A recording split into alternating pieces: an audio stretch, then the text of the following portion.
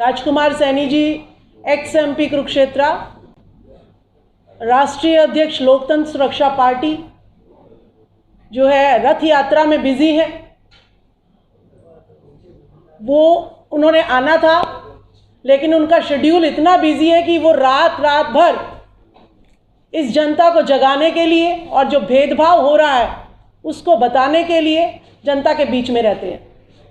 एक जीता जागता उदाहरण राजकुमार सैनी जी हैं आपके बीच में, जो बीजेपी के सांसद थे, लेकिन जब उन्होंने देखा कि बीजेपी जो है सुप्रीम कोर्ट का फैसला भी जो है ना नहीं मानकर और ओबीसी के आरक्षण में किसी और को जो है कहती है कि हाँ आ जाओ, जिसके पास खुद पहले से ही नौकरियों में कब्जा है नंबर 1 स्थान पर, उसको भी जो है कह देती है कि हाँ आप आ जाओ और इसमें घुस सकते हो। तो राजकुमार सैनी जी ने तुरंत बीजेपी को उसकी गलत नीतियों, विषमताओंवादी नीतियों के चलते हुए जब उन्होंने देखा तो उसको छोड़ दिया था।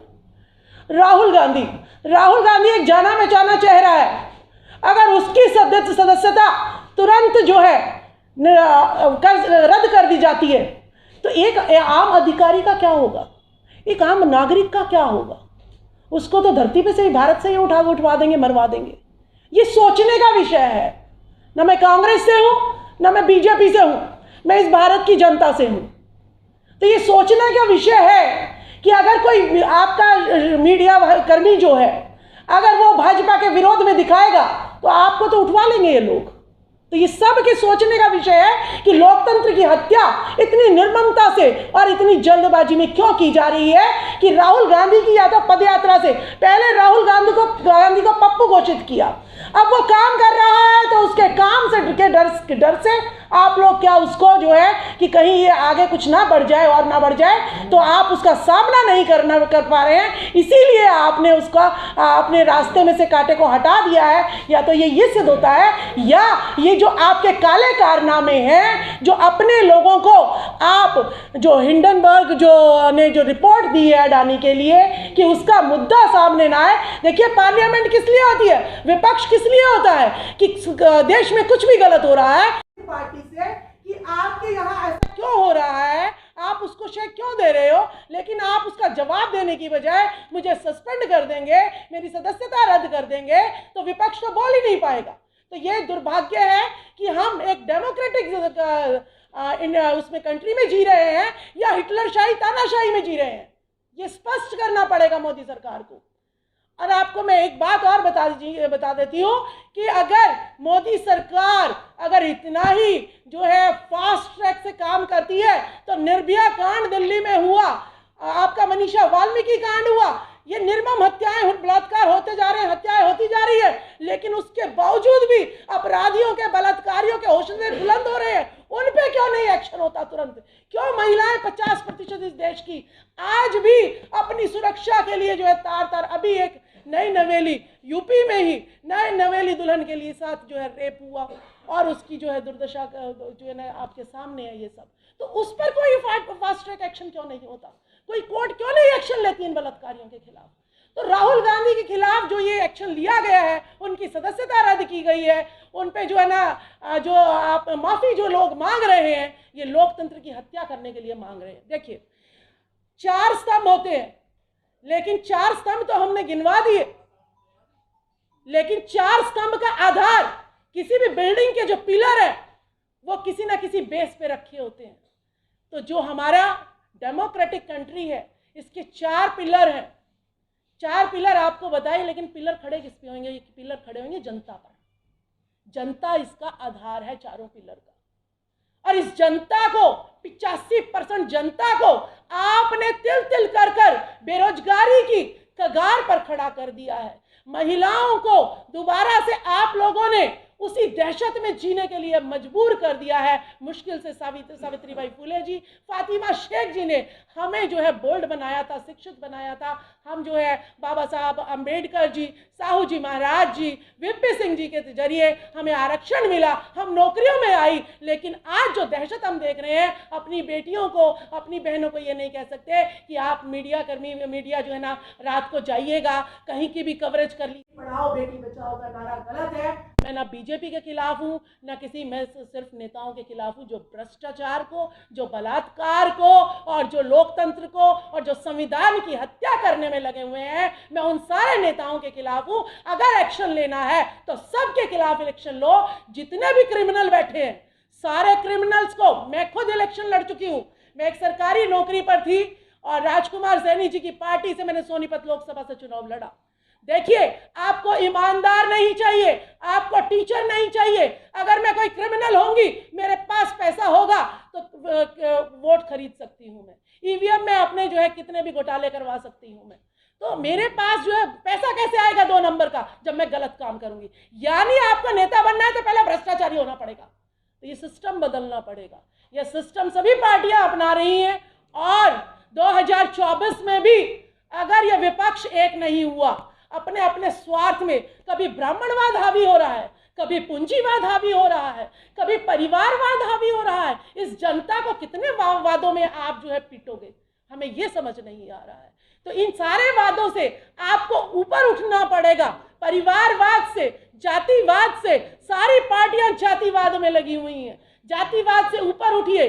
धर्म के नाम पर राजनीति नहीं कीजिएगा, राजनीति करनी है तो योग्यता के नाम पर कीजिए। शिक्षा मंत्री जिसका शिक्षा से दूर दूर तक कोई लेना नहीं देना नहीं है, चाहे वह आपके किसी भी पार्टी के शिक्षा मंत्री हो, मैं शिक्षा विभाग से रिलेटेड हूँ इसीलिए मैं उनका टॉपिक उठाया है। तो मेरा यही कहना है कि ये सोशल मीडिया वाले भी, मैं आपको एक बात बताती हूँ, अपनी व्यूअर्स बढ़ाने के चक्कर में कोई गलत खबर कि भाई गलत खबर से इससे जो है मुझे पैसे मिल रहे हैं, वो गलत खबर आपकी आने वाली पीढ़ी का, आज तो आपको पैसे मिल रहे हैं लेकिन आपकी आने वाली पीढ़ी का रोजगार भी छीनेगी, उसका सम्मान भी छीनेगी, उसका मान भी छीनेगी और वोट का अधिकार भी छीनेगी। तो इसीलिए आप लोगों से भी अपील है मेरी कि आप जो है सही खबर के साथ खड़े होइए, चाहे आपको व्यूअर्स कम मिले या ज़्यादा मिले। राजकुमार सैनी जी की रथ यात्रा, चौथे चरण की रथ यात्रा खत्म हो गई है, 5वें चरण की उनकी रथ यात्रा चल रही है। वो गली बाजार चौराहों पर सिर्फ और सिर्फ वो डाटा लेके जा रहे हैं कि देखिए, हिंदुत्व के नाम पर आपकी वोट तो ली जा रही है लेकिन गवर्नर आपके नहीं, सुप्रीम कोर्ट हाई कोर्ट में जजेस आपके नहीं, आपको जब सीएम बनाना होता है तब आपके लोग नहीं मिलते हैं। इनको आईएएस आईपीएस बनाना होता है तो 314 बच्चे ओबीसी के जो हैं आपने जो है क्रीमी लेयर लगा के हटा दिए। ये क्या है? ये इस देश के लोकतंत्र की हत्या है या नहीं है? तो हम तिल तिल करके आप उठा रहे हैं, आपसे प्रश्न पूछ रहे हो, उनको खत्म कर रहे हैं। तो ये देश जो है, मैं तो खुद सोच रही थी कि बाहर के देशों में मुझे जाना चाहिए और उनसे अपील करनी चाहिए कि भारत में आज भी महिलाएं 4 वर्ण बनाए गए, ब्राह्मण, वैश्य, क्षत्रिय, वैश्य और शूद्र, और महिलाएं तो शूद्र से नीचे भी आती है। ये आज भी पैरों की जूती है, चाहे वो पढ़ी लिखी महिला क्यों ना हो। ये सब हम फील करते हैं। तो हम चाहते हैं कि अगर मेरे देश में ऐसी कोई सरकार नहीं बनती है तो हमें मजबूरन महिलाओं को भी बाहर के देशों में जाके ये कहना पड़ेगा कि हम भारत में सुरक्षित नहीं है। तो राहुल गांधी पे क्या करो ना, हमारी भी सदस्यता, मैं सस्पेंड हो चुकी हूँ अपनी नौकरी से। जब नौकरी खो दी, आप क्या मेरी जीवन ले लोगे? जैसे बाबू जगदेव प्रसाद कुशवाहा जी की, जिन्होंने कहा कि 10 का शासन 90 पर नहीं चलेगा, नहीं चलेगा। 90 भाग शोषित है, इसका जो है धन, जमीन, शासन, सत्ता, प्रशासन पर इसकी हिस्सेदारी होनी चाहिए। हमें आरक्षण नहीं चाहिए, हमें भीख नहीं चाहिए। ये मेरे नेताओं की कमजोरी है। जितने भी बैकवर्ड के, जितने भी SC ST के, जितने भी माइनॉरिटी के MP MLA बैठे हैं, आज सरकार गिरा सकते हैं लेकिन अपने स्वार्थों में लिप्त हैं। अपना बिजनेस चमकाना है क्या तुमको? अपने जनता की लाशों पर आप अपने बच्चों के लिए महल खड़ा करना चाहते हो? अगर आप लोग एक नहीं हुए, हम नहीं चाहते किसी की सरकार गिरे, आप सबका हिस्सा सबको दिलवा दीजिएगा। राजकुमार सैनी जी कहते हैं 100% आरक्षण, जिसकी जितनी संख्या बारी उतनी उसकी हिस्सेदारी। ये एमएल एमपी रखे ना अपनी बातें। प्रधानमंत्री नरेंद्र मोदी जी को कहिए कि हम आपका समर्थन करेंगे, सबका हिस्सा सबको दे दीजिए। ये धर्मनिरपेक्ष देश है। संविधान में साफ साफ लिखा हुआ है कि यह धर्मनिरपेक्ष देश है। हर किसी को उसकी इच्छा के अनुसार धर्म को मानने की इजाजत है। आप एक धर्म को बढ़ावा देने के लिए सरकारी पैसे को खर्च कर रहे हो। ये सरकारी पैसा आपके बाप दादा का पैसा नहीं है, ये जनता के खून पसीने का कर है, ये टैक्स है, जिसको आप सिर्फ और सिर्फ आज एक धर्म के प्रमोशन के लिए लगा रहे हो। तो ये भी बहुत बड़ा जो है जुर्म है। आप बाबाओं के कितने जो है आपको मिल रहे हैं केसेस, और फिर भी हमारे बाबा रोज नए पैदा हो रहे हैं। भाई इतनी बड़ी तादाद में कोई गुरु पैदा हो रहा है, अच्छा उसका तो आप नहीं दिखाते।